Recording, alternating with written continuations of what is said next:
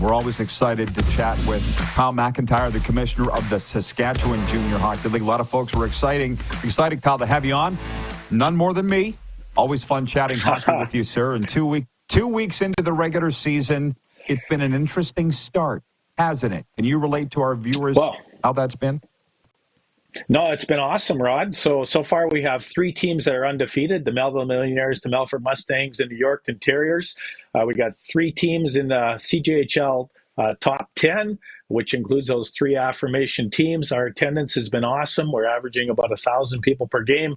So we're off to a great start, and hockey's back, and winter, unfortunately, is just around the corner. Well, I read that book on the SJHL, the 50-year history book. Can't remember who wrote it, but they said the SJHL. I think it might have been Rod Pedersen. Yeah. You're talking to him. You're talking to him. A lot of these cities and towns got SJ teams for something to do in the winter. You know yourself, it's the focal point of the community in all 12 of your markets. And maybe you mentioned the top 10. Can you relate as to how they come up with that? Because it's interesting that not a lot of people know. I assume you know. Well, there's swag, scientific wild ass guess. I know the Melville Millionaires aren't very happy right now that they're ranked ahead of the Terriers, and I really can't understand why that is either. But there's a fellow in the CJHL, his name is Tom Amelin, and he has a bit of a formula that he runs. And so it's not exactly accurate, Rod, but it does create quite a bit of a conversation around the coffee table for sure. Just like our SJHL rankings that Jamie Neugebauer does. Not always accurate. People aren't always happy, but it really sparks interest in conversation. And I think that's what the CJHL is trying to do. As long as people don't get too upset with the debate. But your answer to the top 10 or the rankings, the national rankings, because I think it's more than 10, is exactly that, a scientific formula, analytics. There's really no other way to do it. But again, it sparks great discussion. But as far as the attendance going up, what would you attribute that to, do you think? Well, I think that, I think it really helps when you got a competitive team and when your marketing team is out promoting players in the community, both on social media and through community outreach and engagement. And I think our teams have really stepped up this summer and are really doing a good job engaging fans and reaching out to boys and girls that play minor sports and going to schools and going to old folks' homes and having barbecues and having shinny tournaments. So all those things that activate the community and help the community learn who these kids are that are wearing their hometown colors. The Western All-Star Showcase event is coming up in Weyburn Warman, another W town, in November. That'll be here before you know it. What can you tell us about that? Western All-Star Showcase. Yeah, so really what it is, it's a collaboration between the Western leagues to identify probably the 20 or 25 top players that are going to represent Team West at the World Junior A Challenge held in Camrose December 5th. And so probably for the last 4 or 5 years, we have not had a physical training camp. It's been done virtually or through Instat, the analytics video and whatnot. And so we really thought it would be important to showcase the young talent from our leagues that are 19 and under. And so I've been working with Kevin Surrett, Commissioner of the Manitoba Junior Hockey League.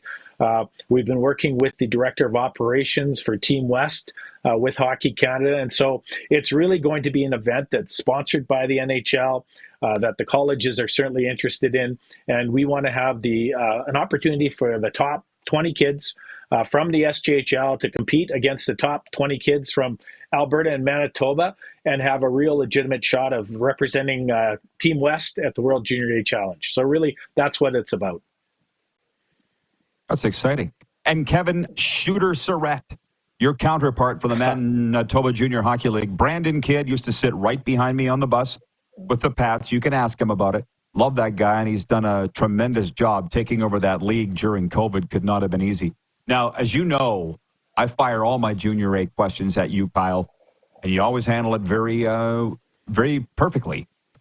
Calgary has got the Centennial Cup this spring. That's this upcoming 2025, right? Calgary Canuck? Yes, sir. Yes, sir. Can you talk about the decision to go with Calgary and why the Canadian Junior Hockey League feels they're the best fit?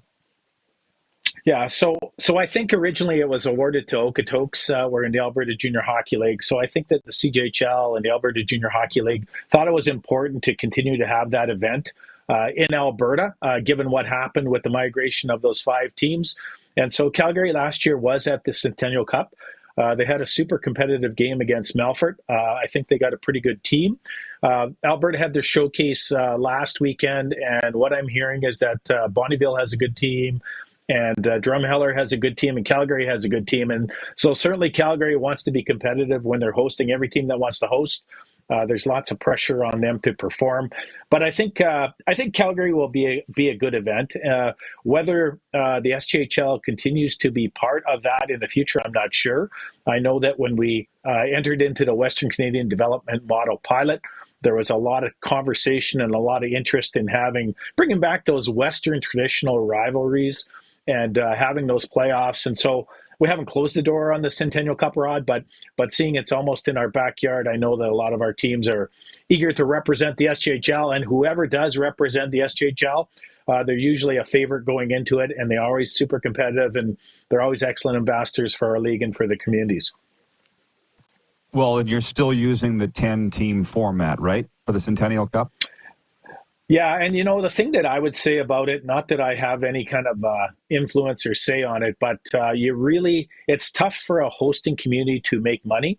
And there's a lot of fatigue for both the fans and especially for the volunteers. So it was something that we have gone with the last 4 years coming out of COVID.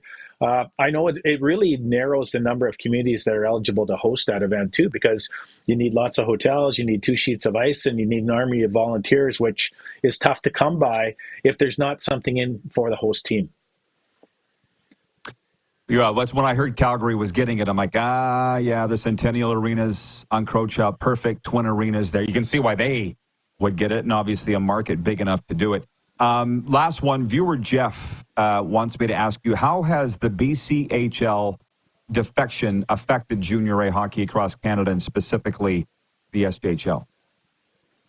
I want to say negligible. We have lost a few players to them. Yesterday was the BCHL cutoff, September 30th. Lo and behold, 3 or 4 of those players have found their way back into the league and will be in lineups again. And so I think people have to be really careful because in BC, a lot of kids are being placed by schools. A lot of kids are being placed by agent groups. You got to be a little bit careful. My own personal view is that no matter where you are, Rod, if you play super hard and do what you're good at doing and you're a good teammate and you're coachable, doesn't matter where you play, people are going to find you. And certainly we have had kids that have stayed loyal to the SJHL and to the programs that drafted them or listed them. And I know we got an excellent crop of 06s and 07s this year that you're probably going to see climbing up the SJHL leaderboard. And really my advice to families and to players, stay here and play here and do a great job on the team that you are and look after your responsibilities as a player, and people are going to find you. And that's one of the reasons why we're doing this Western Canadian All-Star Challenge as well, is we want to showcase our best young talent, the talent that the NHL Central Scouting wants to see, the colleges want to see. And again, a long answer, but I would say the impact has kind of been negligible. There's been a few kids that have gone out there, and certainly when you have kids from the U.S. and kids from Europe and kids that are already committed being placed in those programs, sometimes it's tough for everyone to get their cookies. No, a great answer. You handled it very well. Kyle, I always enjoy our visits, of course. Hopefully we can do it again soon. Good luck with the hockey. Thanks for the time. Thank you for your interest, Rod, and take care. Thank you. The commissioner of the Saskatchewan Junior Hockey League, Kyle McIntyre.